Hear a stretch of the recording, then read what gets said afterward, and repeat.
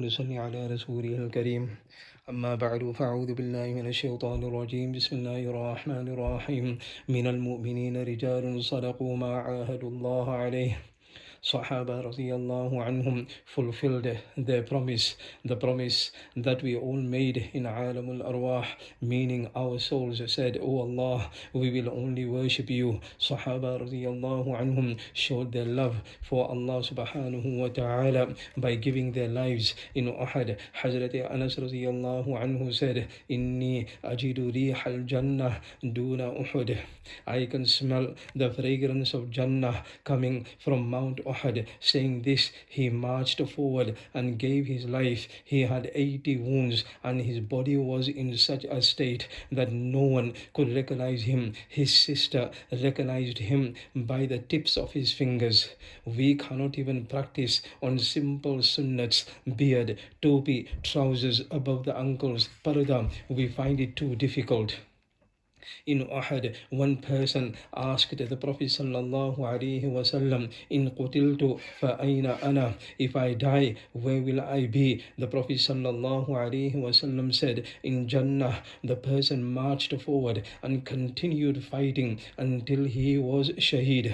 Just one sentence was enough for him. We continuously listen to lectures, but it has no effect. We are not ready to practice. We are like a donkey carrying books.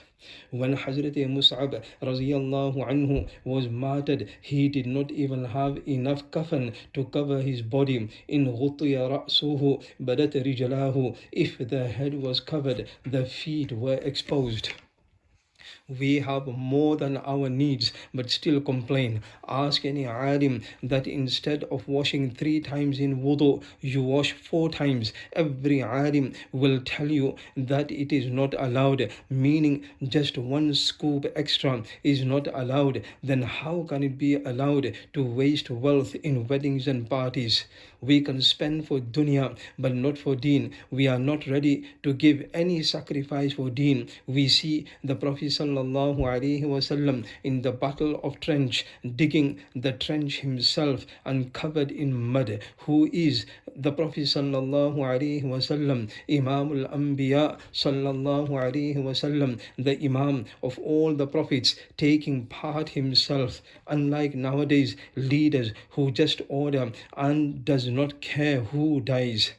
In this battle, the Prophet sallallahu alaihi wasallam was so busy that he missed 4 salah. It was extremely cold. Everyone was tired and hungry. In this condition, the Prophet sallallahu alaihi wasallam announced, "Who will go and check the enemy?" No one volunteered. Again, the Prophet sallallahu alaihi wasallam announced. No one volunteered. 3 times the Prophet sallallahu alaihi wasallam announced, but no one volunteered. Why? It is said because due to extreme cold, everyone was numb and they could not even lift a finger. Allahu Akbar. Imagine the sacrifice of Sahaba radiallahu anhum.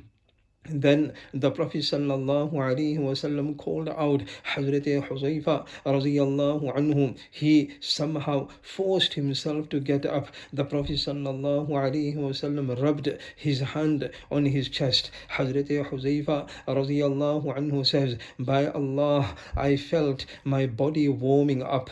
After Khandaq, when everyone returned to Medina, even before they could rest, Hazrat Jibreel alayhi salatu wasalam came with Allah subhanahu wa ta'ala's order that everyone should march towards Banu Qurayza. Again, Sahaba radiyallahu anhum went out. This is the sacrifice Sahaba radiyallahu anhum gave for deen. What is our sacrifice? Salah and Sunnah. But we find it difficult. Remember, a day will come when we will have to give reckoning. Once a pious said to his son, "Son, from today I want you to write every single thing that you do during the day, and I will ask for it at the end of the day. The son started. After 3 days, the son said, "Oh Father, if you are trying to teach me something, then tell me, but this is too difficult."